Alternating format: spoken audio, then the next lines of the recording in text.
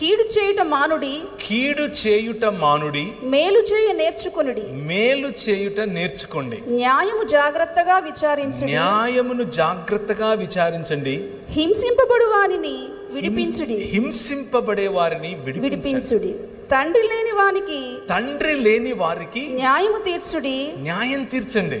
విధవరాలి పక్షముగా వాదించుడి, విధవరాండ్ర పక్షముగా వాదించండి. ఇది మన దేవుని గుండె చప్పుడు.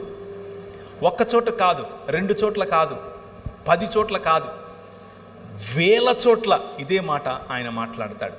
ఆయన హృదయంలో ఉన్నటువంటివి 3 ప్రధానమైన లక్షణాలు. ఆయన ఎందుకు మనతో వాగ్దానం చేశాడు, ఎందుకు మనల్ని మనుష్యులుగా బ్రతకమంటున్నాడు, ఎందుకు మనతో నిత్య నిబంధన చేస్తానంటున్నాడు, ఆయన కలిగించబోయేటటువంటి ఆయన రూపాంతరముగా మనల్ని సృష్టించి నూతన సృష్టిగా ఒక నూతన రాజ్యములోనికి